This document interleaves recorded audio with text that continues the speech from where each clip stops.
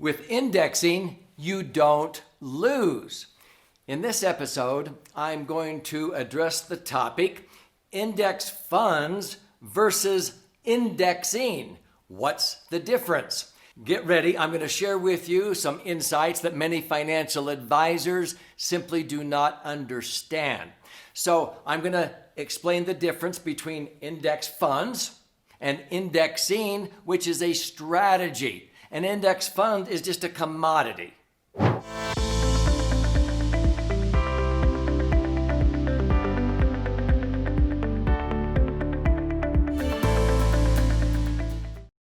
So my name's Doug Andrew, and I've been a financial strategist for more than 4.5 decades. When indexing as a strategy came out in 1997, first with annuities and then indexed universal life, I saw the opportunity there, and it has been my favorite vehicle to accumulate money safely and experience upside potential in the market without any risk if the market crashes. This is a game changer, but it's totally different than an indexed mutual fund. So as we proceed here, I want you to understand an indexed mutual fund is just a commodity. It's simply a mutual fund that puts your money in several different types of investments. And if they use an index like the S&P 500, they're putting your money diversified into the S&P 500. But your money is still at risk in the market. It's simply diversifying in an index, maybe the Dow Jones, the top 30, the S&P 500, the Russell 2000. The mutual fund is just spreading it out, what those indexes measure. But see, if you use indexing, it has nothing to do with your money being in the market. It's a strategy.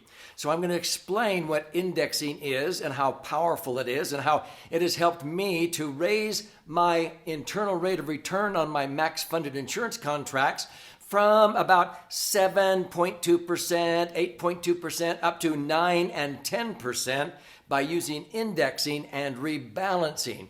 And we're going to share with you how to diversify. Be sure and check out other YouTubes on this channel to understand how this dynamic concept of indexing can help you. So let me explain to you the difference by showing you a chart of the actual S&P 500 during the worst 10, 12-year period since the Great Depression, and you will be able to understand the difference between an index fund and indexing, okay? So the worst 10, even 12-year period since the Great Depression started maybe November 8, 1999, just before the turn of the century. And so this chart shows going until actually November of 2012. We call it the lost decade. Why? Because I've often described the stock market as like a person with a yo-yo, hopefully walking up some stairs. Well, during that 12-year period, it was the worst period since the Great Depression. That person with the yo-yo was walking across a flat surface. At the end of 12 years, the S&P, the Dow Jones, the stock market was basically where it was 12 years earlier. So people didn't make any money during that time period. In fact, they lost up to 40% or more twice during that decade. It was horrible. Now, if you don't understand the impact of losses, see, the market, after the terrorist attacks of 9/11, okay, 2001, the market dropped 3 consecutive years. Here, 35% on the S&P. The average American suffered a 40% loss. Some suffered a 50% loss. Now, if you experience a 40% loss, let's say that you saved your entire lifetime and you had $1 million here, and it was in yet to be taxed IRAs and 401ks in the market. That $1 million nest egg may be dwindled in value down to $600,000. Now, a 40% loss has to be followed by a 67% gain to get back up here to break even. See, 600,000 has to grow by 400,000. That's 67% gain to make up for a 40% loss. And so it took 4 years until 2007 for people to finally have their $1 million nest egg back. They had to put off retirement 7 years. They felt like they had lost their future here. Well, they were ready to retire again. And then, as Warren Buffett put it, he said in 2008, when the tide went out, it revealed who was swimming naked. What he meant was people were not protected. Their money was still in the market because their advisor said, hang in there, the market will always come back. They lost 40% again in one single year. And it took 4 years to come back to where they finally had $1,046,800 for the million they started with. The sad thing is, that $1,046,000 didn't even buy. It didn't have the same purchasing power as the million did 12 years earlier because of inflation. Now, that is what you would have experienced had you had an indexed mutual fund based upon the S&P, because your money is at risk in the market. That's not what I'm talking about. So many advisors think when I say indexing that I'm talking about an indexed mutual fund. No. Indexing is where my money is not in the market. I'm linking the returns, and you're going to see that during this time period, during these downturns, people following what I'm going to show you, indexing, didn't lose a dime due to market volatility. They may not have made very much, but they didn't lose. And so when the market turned around, they started making money at this point and made money. Instead of losing here and it started to come back here, they made money from this point forward. They didn't lose. And Warren Buffett is the one that said there's 2 rules for investing money. Rule number 1, don't lose money. Rule number 2 is don't forget rule number 1. So let me show you how people doubled and even tripled their money during this time period by using indexing and how it works. So perhaps you know somebody, or maybe it was you, who lost money in 2008.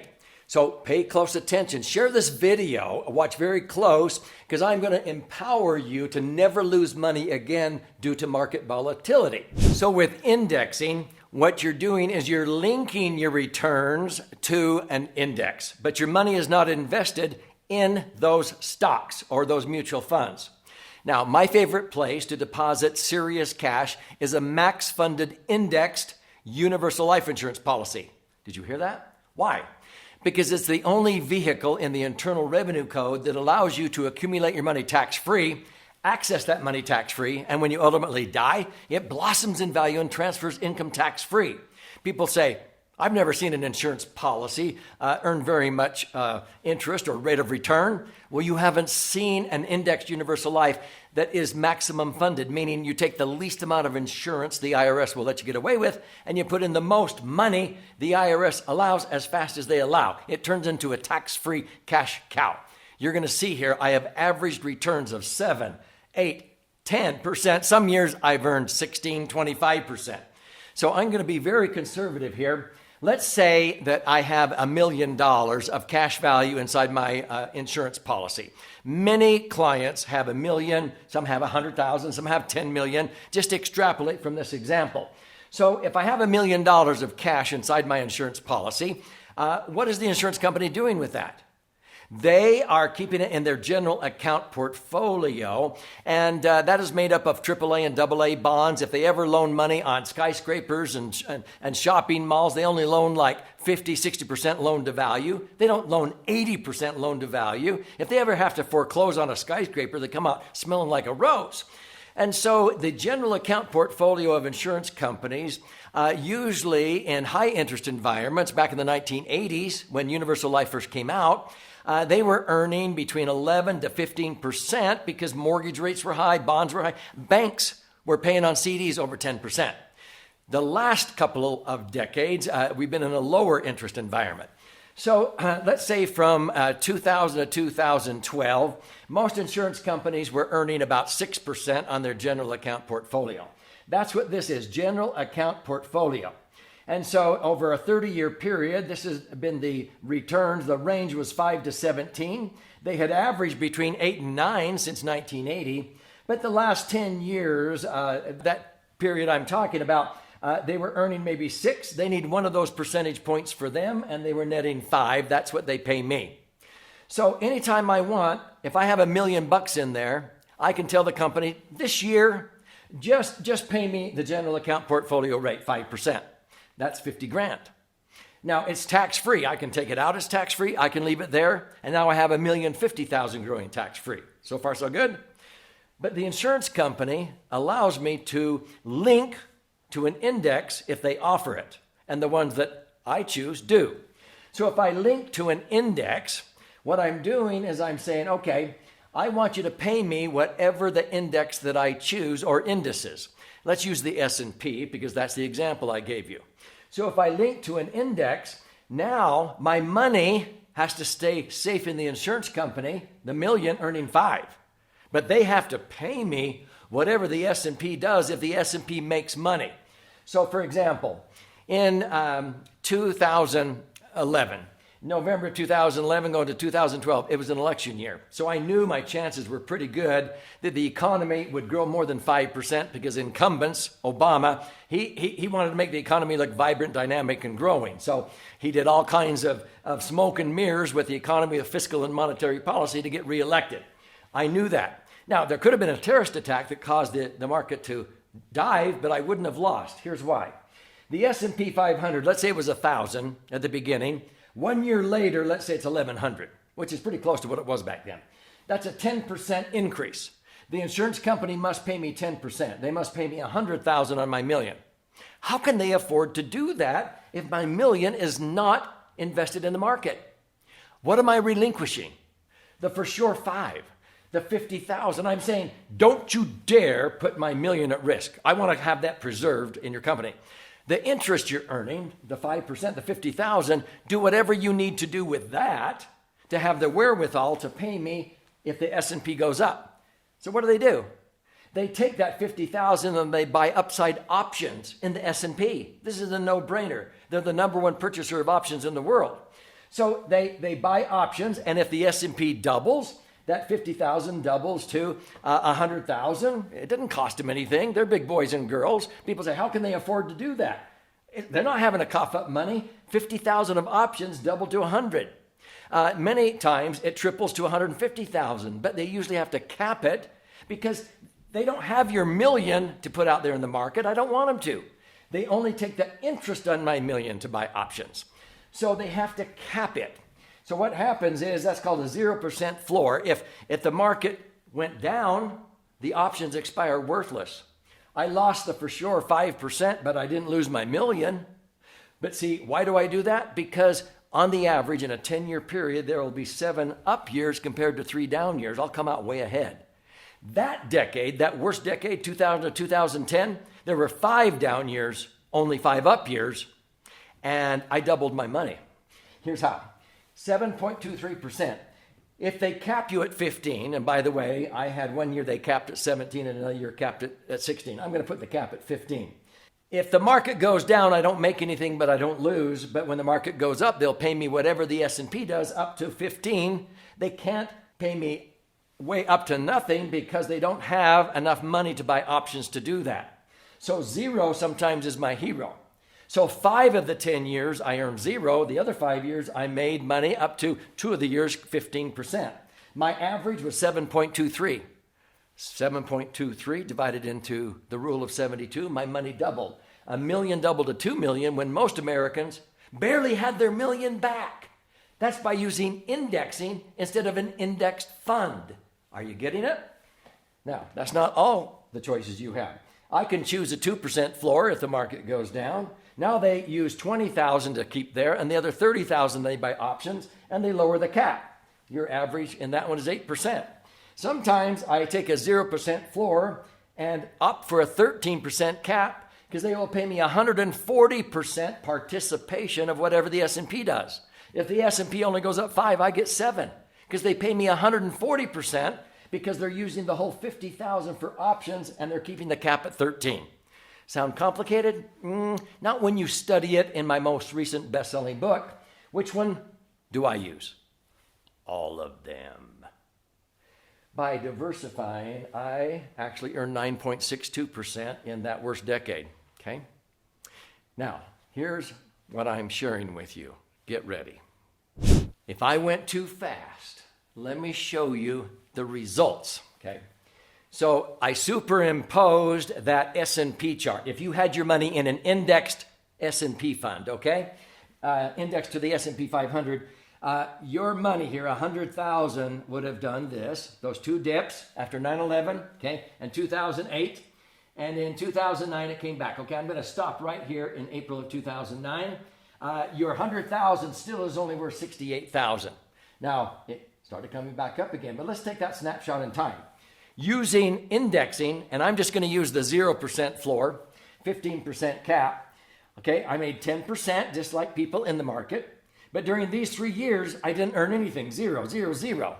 Then I made 15, then 5, then 6, then 9. When the market dove 40%, I made 0, 0. And then I locked in 15. I had 178,000 when this one was still only worth 68,000. I still hadn't recovered my 100,000 at the beginning. See the difference? This is an index fund. This is indexing. This is linking to an index, the S&P, which means you're only putting the interest the insurance company is earning at risk. They're buying upside options. So 0 becomes your hero. 5 years, I didn't lose anything, but I didn't make anything. The other 5 years, I made money. And as Will Rogers once said, people get more concerned about the return of their money instead of the return on their money when things get bad. In an index fund, they hadn't even gotten their money back yet. Are you getting it? So when you link to an index, what you're doing is you're using the index, the S&P 500, the Dow Jones, the Russell 2000. And I've had many clients choose to put 20% of their money allocated to the S&P, 20% to the Dow, 20% to the BUDB, the Barclays U.S. Dynamic Balance Index. Maybe the Russell 2000, and the last 20% just stays there in the insurance company earning 5%. And they'll usually average 7, 8, 9, 10% rates of return by diversifying in superior vehicles. So this is very powerful. I want you to understand it. I have several other educational videos, but this is where you will gain the most information and knowledge about how this can help you. It's in my most recent best-selling book. It's called The Laser Fund. I want to gift you a free copy of this. It's 300 pages. 200 pages contain charts and graphs and explanations about how you can use indexing tax-free. I call it the Laser Fund because LASER is an acronym that stands for Liquid Assets Safely Earning Returns. And so this side has all of those charts and graphs. But if you learn more by stories, you flip over to this side. This book has 12 chapters with all kinds of stories and examples of how you can use indexing as a strategy with your universal life insurance contract to accumulate, access, and transfer your money totally tax-free. Participate when the market goes up and not lose when the market goes down due to that volatility. So go to Laser Fund, L-A-S-E-R, laserfund.com, and you contribute a nominal amount towards the shipping and handling. I'll cover the rest of that, and I will pay for the book, fire it out to you, and begin to get educated on what indexing is, and you'll know more than 99.9% of financial advisors out there.